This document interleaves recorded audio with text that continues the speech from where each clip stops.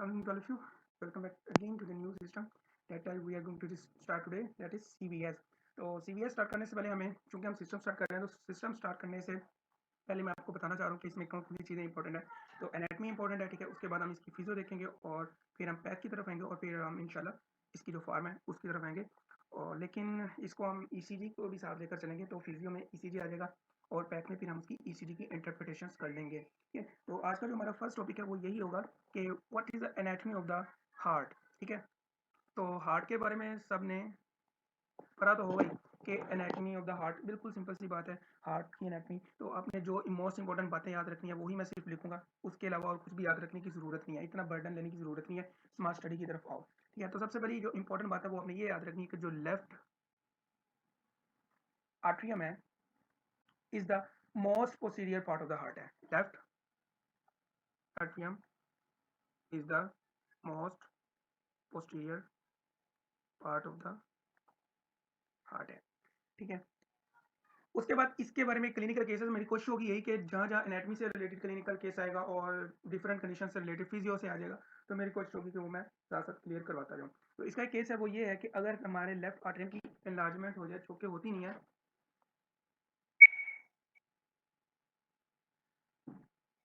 क्योंकि आम केसेस में नहीं होती इतनी, लेकिन बहुत रेयर केसेस में लेफ्ट आर्टरियम की जो एनलार्जमेंट होती है। लेकिन अगर हो जाए तो इसको, इसकी रीजन है बिहाइंड द रीजन, इसके पीछे रीजन है लेफ्ट आर्टरियम की, उसमें मिट्रल स्टेनोसिस आ जाती है। सबसे पहले तो आपने याद रखना है कि अगर एनलार्जमेंट ऑफ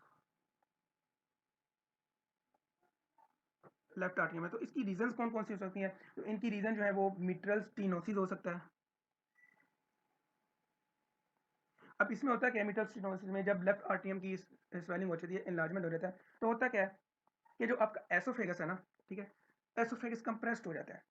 जब एसोफेगस कंप्रेस्ड हो जाता है, that will lead to dysphagia. ये क्लिनिकल सिम्टम्स आपको देखने को मिलेंगी उन सब चीजों में, ठीक है। उसके बाद आ जाओ तो एसोफेगस की कंप्रेशन हो जाएगी, ठीक है। उसके बाद आपकी लेफ्ट रिकरेंट लिरेंजियल ब्रांच जो है वो भी कंप्रेस हो जाती है। इससे क्या होता है कि आपकी जो आवाज है वो मोटी होना शुरू हो जाती है, हॉर्सनेस ऑफ द वॉइस हो जाती है। इस कंडीशन को हम कहते हैं ऑटनर सिंड्रोम,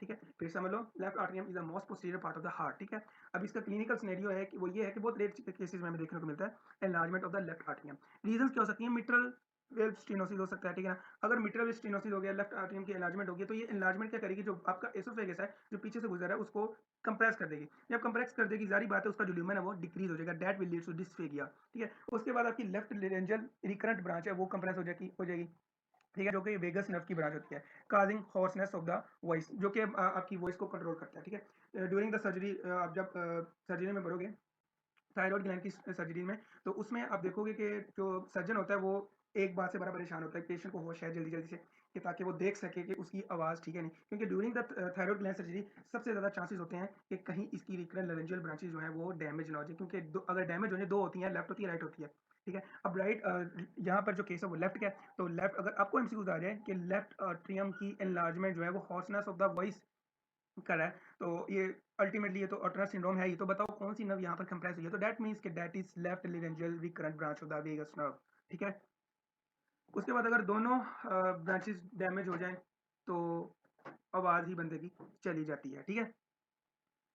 तो ये था एक मोटा मोटा सा क्लिनिकल सिनेरियो मैंने एक्सप्लेन कर दिया। और थायराइड ग्लैंड की अगर सर्जरी हो तो डॉक्टर जो है वो परेशानी इस वजह से होते हैं कि आया कि मैंने ड्यूरिंग द सर्जरी एट्रोजेनिक, क्या कहते हैं, एट्रोजेनिक का मतलब ये होता है कि ड्यूरिंग द सर्जरी हार्मनेस, हम हार्म करते हैं किसी भी चीज़ को, इंटेंशनली तो नहीं होता लेकिन हो जाता है, तो इसको हम एट्रोजेनिक कह सकते हैं कि डैमेज होता है। तो फिर डॉक्टर परेशान होता है कि भाई होश आए तो मैं इस पेशेंट को जल्दी जल्दी से देखूँ कि इसकी आवाज़ ठीक है या नहीं, और जब ठीक होती है आवाज़ तो वो शुक्र अदा करता है। तो ये था लेफ्ट आर्टरियम, ठीक है। उसके बाद जो right ventricle is the most interior, जो आपने एक बात याद रखनी है वो ये याद रखनी है कि right atrium is the most interior part of heart,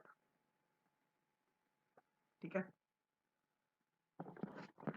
अब इधर इसका क्या सीन है, इसका ये सीन है कि द मोस्ट कॉमनली इंजर्ड, ठीक है, इन ट्रोमा, राइट वेंट्रिकल जो है वो अगर किसी को ट्रॉमा की इंजरीज हो जाए तो सबसे ज़्यादा, फॉर एग्जांपल अगर किसी का रिब फ्रैक्चर हो जाता है तो ज़्यादा चांसेस ये हैं कि उसका जो राइट आर्टरियम है वो डैमेज हो सकता है। तो ये भी क्लिनिकल पॉइंट ऑफ व्यू से एक इंपॉर्टेंट पॉइंट है कि अगर किसी को फ्रैक्चर हो जाए रिब वगैरह का या ट्रॉमा वगैरह का, तो आपने एक बात याद रखनी है कि कौन सा पार्ट हार्ट का जो है मोस्ट कॉमनली इफेक्टेड हो सकता है, तो वो राइट आर्टरियम है, क्योंकि that is the most anterior part of the heart. ठीक है, उसके बाद आ जाओ तो लेफ्ट वेंट्रिकल है। ठीक है, उसके बाद लेफ्ट वेंट्रिकल है, राइट वेंट्रिकल है। तो लेफ्ट वेंट्रिकल इज अबाउट 2/3 है। ठीक है, लेफ्ट वेंट्रिकल हमें पता है लेफ्ट वेंट्रिकल क्यों ज़्यादा उसकी थिकनेस होती है।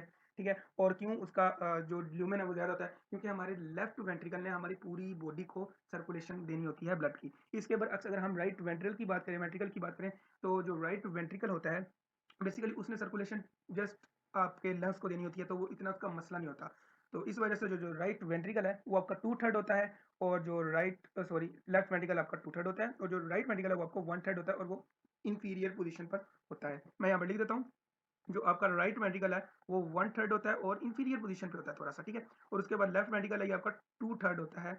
क्यों 2/3 होता है, इसकी थिकनेस भी क्यों होती है, क्योंकि ये वर्कलोड इतना ज़्यादा कर चुका होता है, इसकी जो वाल्स हैं वो थिकनेस हो जाती है। तो आपने ये भी याद रखना है कि मोस्ट मायोकार्डियल इंफार्क्शन जो है वो लेफ्ट वेंट्रिकल में हमें देखने को मिलते हैं। वो आया इंटीरियर हो सकता है, वो पोस्टीरियर हो सकता है, पोस्टीरियर बहुत रेयर होता है, लेटरल हो सकता है, या इंफीरियर हो सकता है, या कुछ और हो सकता है, लेकिन आपको जो most of the myocardial infarction है वो लेफ्ट वेंट्रिकल में ही देखने को मिलते हैं। ठीक है, उसके बाद आ जाओ तो पेरिकार्डियम। What is pericardium? तो पेरिकार्डियम के बारे में हम पढ़ लेते हैं। Pericardium basically consist of 3 layers. हम देखेंगे आउटर टू इनर। ठीक है, तो पेरिकार्डियम को हम देखते हैं, व्हाट इज पेरिकार्डियम। तो व्हाट इज पेरिकार्डियम, हम आउटर से इनर की तरफ जाएंगे तो 3 लेयर पर ये कंसिस्ट करती है। एक तो फाइब्रस पेरिकार्डियम होती है। ठीक है, उसके बाद अगर हम बात करें तो पैराइटल पेरिकार्डियम होती है। राइटिंग पर मत जाना, I am trying to like मैं ट्राई कर रहा हूँ कि मेरी जो राइटिंग है वो डॉक्टरों जैसी हो जाए, तो आपको भी चाहिए कि आप डॉक्टर बन रहे हो तो इसको समझो बस। ठीक है, मैं बोल रहा हूँ इतना इनफ है, बाकी राइटिंग लिख रहा हूँ तो आपको समझ आ जानी थी कि मैं क्या लिख रहा हूँ। ठीक है, उसके बाद आ जाओ तो लास्ट वन इज एपिकार्डियम, जिसको हम विसरल पेरिकार्डियम भी कहते हैं। ठीक है, विसरल पेरिकार्डियम। ठीक है, उसके बाद कुछ टर्म्स हैं, वही है कि पेरिकार्डियल जो स्पेस है वो lies between the parietal and epicardium. For example मैं अगर यहाँ पर ड्रा कर दूं अपना हार्ट। ठीक है, तो पता नहीं कैसा बन गया, वो जैसा भी बना ठीक है, आउटर लेयर बना दी मैंने। ठीक है, उसके बाद ये मैं बना रहा हूँ इनर लेयर थोड़ी मिड वाली। ठीक है, और इसके साथ ही मैं बना रहा हूँ ये ग्रीन में जैसी भी है। ठीक है ना, फाइबरस होगी ये वाली। ठीक है, उसके बाद पैराइटल होगी ये वाइट वाली, और ये ग्रीन जो है ये हो गई आपकी एपिकार्डियम। अब जो पेरिकार्डियल स्पेस है वो कह रहा है कि वो between the parietal and pericardial, तो दैट मीन्स कि ये वाला जो एरिया है दैट इज पेरिकार्डियल स्पेस। ठीक है, अब ये जो पेरिकार्डियम है ये अगर हम बात करें इसकी, दैट मीन्स के तीनों लेयर्स ये करती हैं फ्रेनिक नर्व, इनको इनर्वेट करती है। अब यहाँ पर एक क्लिनिकल क्वेश्चन ये है कि फ्रेनिक नर्व्स की आपको रूट वैल्यूज याद होनी चाहिए, क्योंकि इसकी कुछ रूट वैल्यूज हैं C5 जो कुछ भी है ब्रेकल प्लेक्सस है वो हमारी अपर लिम्ब को इनर्वेट करती हैं।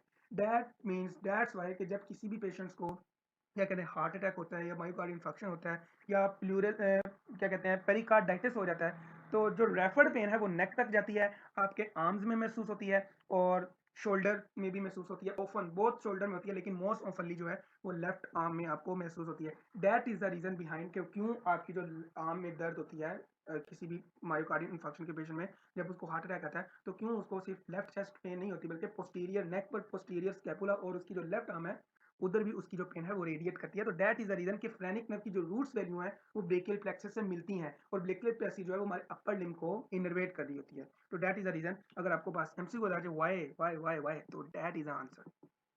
Okay, you will understand very well. आगे बढ़ते हैं, एनाटॉमी मैं कंप्लीट करवा दूंगा इसी वीडियो में। और अब आ जाओ coronary blood supply, most important.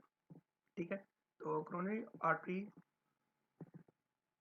Blood supply, तो मोटा मोटा हम करेंगे इसको, क्योंकि हम इसको पैथ में लाजमी देख लेंगे। तो सबसे पहले तो आपने याद रखना है कि LAD, what is LAD? Left anterior descending artery, और सबसे ज्यादा मायोकार्डियल इंफार्क्शन भी इस आर्टरी की ऑक्लूजन की वजह से होता है। ठीक है, एंड इट्स ब्रांचेस। अब लैड की ब्रांचेस है वो हम बाद में इंशाल्लाह देखेंगे, लेकिन अभी हम इसका मोटा मोटा देख रहे हैं। अब जो लैड है वो क्या कहती है, लैड जो है ये basically 2/3 of the interventricular septum supply करती है। अब हम इसकी सप्लाई देख लेते हैं। 2/3 ऑफ इंटरवेंट्रिकुलर सेप्टम। सेप्टम किसे कहते हैं? सेप्टम हम उसे कहते हैं कि जो दो आर्टरिया के दरमियान जो सेप्टा होता है उसको हम सेप्टम कहते हैं। जो टू वेंट्रिकल्स के दरमियान सेप्टा होता है उसको हम इंटरवेंट्रिकुलर सेप्टम कहते हैं, ठीक है ना। वो ये कहना चाह रहा है कि ये जो 2/3 है आर्टरिया और वेंट्रिकल का सेप्टम है उसको जो सप्लाई करती है वो लैड करती है, इंटरवेंट्रिकुलर सेप्टम, ठीक है। उसके बाद ये और किस पार्ट को सप्लाई करती है? तो एंटीरियो लेटरल पेपिलरी मसल्स, जो हमारे अंदर वाली साइड पर पेपिलरी मसल्स होते हैं, ठीक है ना, पेपिला में, उसको ये इनर्वेट करती है,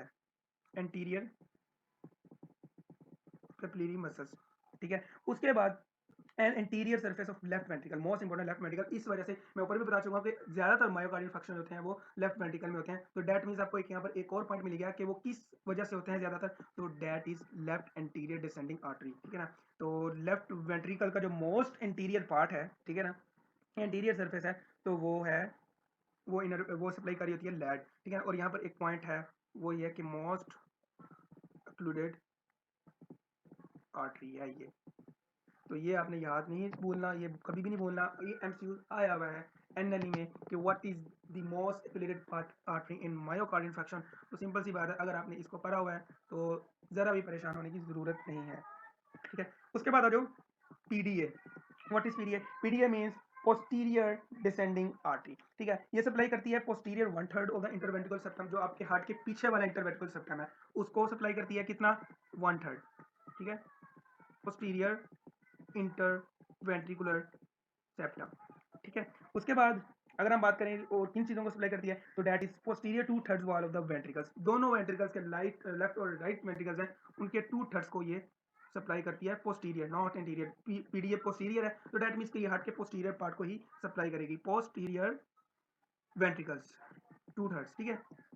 उसके बाद आ जाओ तो पोस्टीरियो मीडियल पेपिलरी मसल, जो आपकी बैक साइड पर अगर हम अंदर हार्ट को कट करें, सेक्शन करें, तो उसकी जो अंदर वाली पोस्टीरियर साइड होगी उसके जो पेपिलरी मसल्स हैं मीडियल और पोस्टीरियर, उनको ये सप्लाई करती है। तो यहाँ पर हम कह सकते हैं कि पोस्टीरियो मीडियल पेपिलरी मसल्स, ठीक है। उसके बाद आ जाओ तो RCA. RCA means right coronary artery, तो ये किस चीज को सप्लाई करती है? तो ये supplies AV node, most important AV node. अगर आरसीए में डैमेज हो जाए तो डेट मीन्स कि आपका एवी नोड है वो काम करना छोड़ देगा। डेट आल्सो मीन्स कि आपको ब्रेडिकार्डिया हो जाएगा, ठीक है। ब्रेडिकार्डिया बात है, जब उसको सप्लाई नहीं मिलेगी तो एवी नोड है वो अपना फंक्शन नहीं कर पाएगा, डेट मीन्स कि आपको ब्रेडिकार्डिया हो जाएगा, ठीक है। और उसके बाद एसए नोड को, एसए नोड को भी यही सप्लाई करती है, ठीक है। उसके बाद इन्फार्क्ट, ठीक है।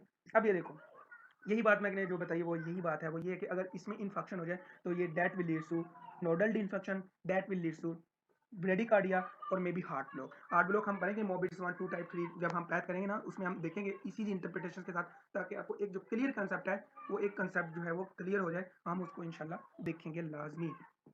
उसके बाद आ जाओ तो इसकी जो एक राइट मार्जिनल आर्टरी है, ब्रांच है इसकी रासिया की, ठीक है, राइट मार्जिनल आर्टरी, ठीक है। ये जो है ये राइट वेंट्रिकल को सप्लाई करती है। हमने लेफ्ट वेंट्रिकल की स्पॉट देख ली, पोस्टीरियर डिसेंडिंग आर्टरी जो है वो बेसिकली राइट और लेफ्ट दोनों को करती है पोस्टीरियर से।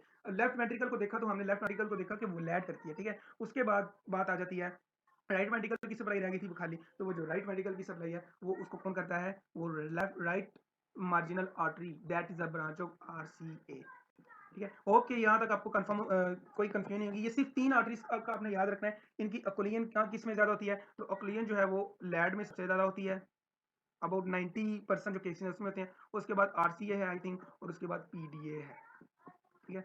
ये सारा सीक्वेंस है। उसके बाद आ जाओ तो यहाँ पर डोमिनेंस फैक्टर दिया हुआ है। डोमिनेंस मीन्स क्या? अब कुछ इंसानों में होता है कि कुछ इंसानों की जो आर्टरीज है, फॉर एग्जाम्पल कई इंसान जो है वो राइट डोमिनेंट होते हैं और कई जो है वो लेफ्ट डोमिनेंट होते हैं। अब इनका मतलब क्या है? वो कहना ये चाह रहा है कि राइट डोमिनेंट, अगर राइट डोमिनेंट सर्कुलेशन है तो डेट मींस मोस्ट कॉमन यही है, ज्यादातर इंसानों में राइट डोमिनेंट सर्कुलेशन होती है। इसका कहने का मतलब ये है कि जो पोस्टीरियर डिसेंडिंग आर्टरी है वो फिर राइट सर्कमफ्लेक्स आर्टरी से राइज होती है, ठीक है। जो राइट डोमिनेंट सर्कुलेशन होती हैं, डेट मीन्स वो कहना ये चाह रहा है कि राइट डोमिनेंट सर्कुलेशन से मीन्स ये कि जो आपकी पोस्टीरियर डिसेंडिंग आर्टरी है वो आरसीए से अराइज होती है, राइट सर्कमफ्लेक्स आर्टरी, ठीक है। बेसिकली यहाँ पर राइट और लेफ्ट डोमिनेंस का मतलब ये है कि राइट सर्कमफ्लेक्स आर्टरी इधर, और मे बी इधर इधर it is left circumflex artery. ठीक है। और लेफ्ट आर्टरी जो लेफ्ट डोमिनेंट सर्कुलेशन जो कि रेयर होता है, तो दैट मीन्स कि जो पोस्टीरियर डिसेंडिंग आर्टरी है वो लेफ्ट सर्कमफ्लेक्स आर्टरी से अराइज हो रही है। और जो को डोमिनेंट का फैक्टर है उसका मतलब ये है कि जो पीडीए है वो दोनों से अराइज हो रही है। ठीक है, तो that is a major major main points of the anatomy of the heart. Hope के आपको ये समझ आ चुकी होगी।